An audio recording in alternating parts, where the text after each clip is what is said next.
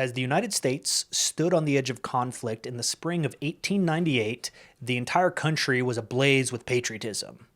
Years of sensational headlines and yellow journalism had stirred public opinion, and the recent, mysterious explosion of the USS Maine in Havana Harbor pushed the nation past the tipping point. Americans were ready for war. What began as a modest call for a few hundred volunteers from Arizona and New Mexico quickly escalated into the formation of one of the most legendary units in U.S. military history. Officially named the 1st United States Volunteer Cavalry, they would become better known by a name that captured the spirit of the time: the Rough Riders. You can see in this article the kind of men the Rough Riders were looking for: able-bodied, good shots, and strong riders. And this wasn't just local enthusiasm. These criteria came directly from the top. Lieutenant Colonel Theodore Roosevelt, himself an avid outdoorsman and sportsman, wanted the roughest, toughest men he could find. And in his own words, these were a splendid set of men, these Southwesterners. The three types were those of the cowboy, the hunter, and the miner prospector. The man who would wander hither and thither, killing game for a living and spending his life in the quest for metal wealth. In all the world, there could be no better material for soldiers than that afforded by the grim hunters of the mountains and the wild rough riders of the plains. It's interesting to look back now and see Theodore Roosevelt mentioned so plainly in these early reports. Just a few years later, he'd rise to national fame as a war hero, vice president, and ultimately president of the United States.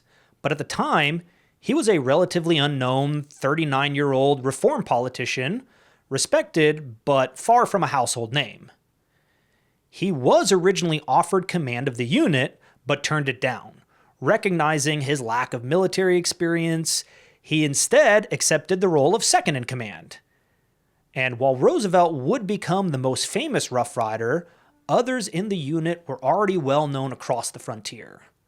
The mustering officer who issued the call, William "Bucky" O'Neill, was a legendary frontier lawman, newspaper editor, and early Arizona leader. But this video isn't about Roosevelt, and it isn't about Bucky O'Neill exactly. Look closely at the enlistment list and you'll see a name: C.C. Jackson. That's who we're here to follow. And yet, even Jackson isn't the main subject of the story. It's his dog. Because among the many men who went to fight in the Spanish-American War, one dog would go with them and return a legend. Known later as the Cowboy President, Roosevelt had a lifelong love of animals, and as president, he would fill the White House with a menagerie that included a one-legged rooster, a hyena, and even a pet badger named Josiah. So it's no surprise that when Roosevelt helped raise the famed Rough Riders during the Spanish-American War, a few animal companions came along for the ride. These animals became mascots for the unit, including a golden eagle named Teddy, a mountain lion cub named Josephine, and a shaggy terrier named Cuba.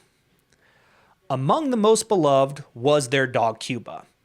Picked up by Cade C. Jackson of Flagstaff, Arizona, a member of Captain Bucky O'Neill's troop, Jackson was instructed by O'Neill himself to bring the dog along as the company mascot. In less than 2 months, the regiment had been assembled, trained, and transported from the wilds of Arizona to the shores of Florida. From there, they set sail for an island on the brink of revolution. On June 22nd, 1898, the Rough Riders landed in Cuba. As they marched inland, they were ambushed by 4,000 Spanish soldiers. Outnumbered 4-1, Captain Bucky O'Neill led the charge, yelling, "Come on, boys, fire low." For 2 hours, they crawled on hands and knees through brush and bullets, relying on every instinct honed by life in the unforgiving western frontier. The Rough Riders suffered heavy losses, around 50 men killed and 48 wounded. But the Arizona boys, including Bucky, Cade, and Cuba, emerged unscathed. After the smoke cleared, the men gathered to bury their fallen comrades, and even helped lay to rest some of the enemy dead, honoring them with the same solemnity. After that battle, the Rough Riders joined the larger American force, 30,000 strong, marching towards Santiago de Cuba On July 1st, they took part in the Battle of San Juan Hill. Their bold charge up Kettle Hill would be immortalized in paintings, newspapers, and legend. That moment launched Theodore Roosevelt into national fame, setting him on the path to the presidency as the 26th Commander-in-Chief. But July 1st would also be the last day of Captain Bucky O'Neill's life.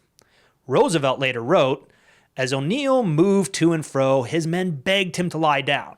He took his cigarette out of his mouth, blew out a cloud of smoke, and laughed, saying, 'Sergeant, the Spanish bullet isn't made that will kill me.'"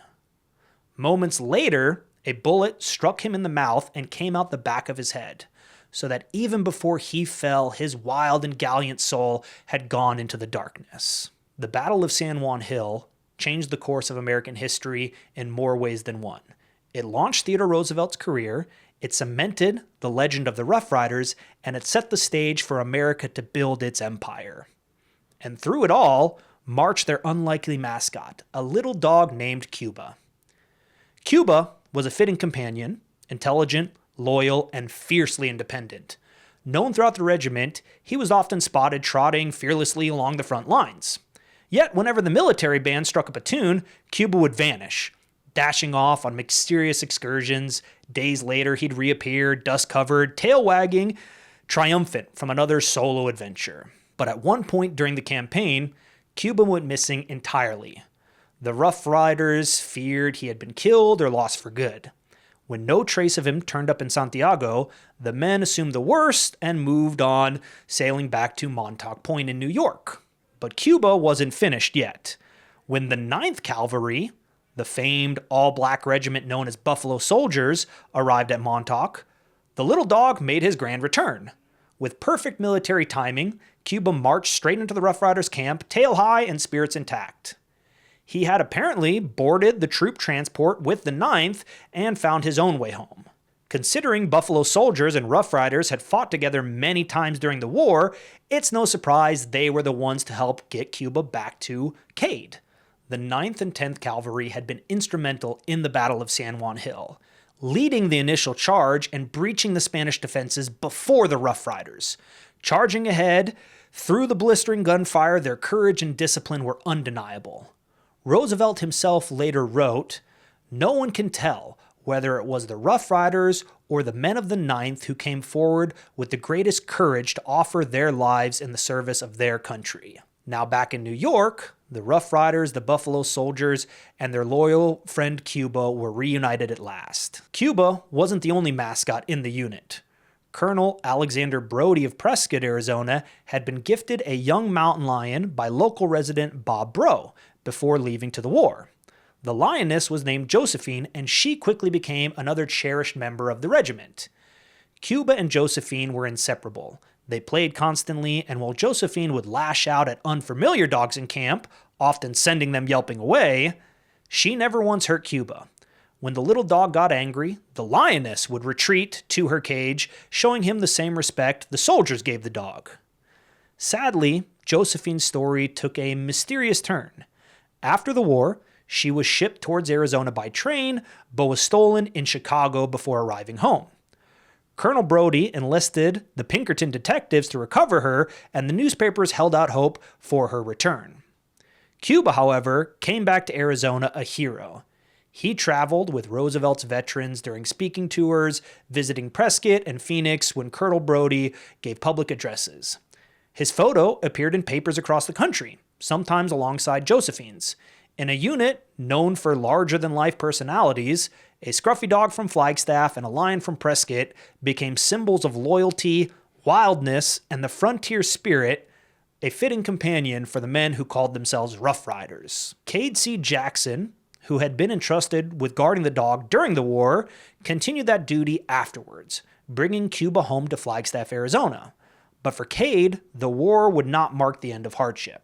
A year after the Rough Riders returned from Cuba, Jackson traveled to the copper mining town of Clifton, Arizona. There, on the night of March 23, 1899, he was bar hopping around local saloons. According to reports, Jackson had backed a player in a game of three-card Monte at Johnny Ward's saloon. After the man lost, Jackson learned the game had been rigged.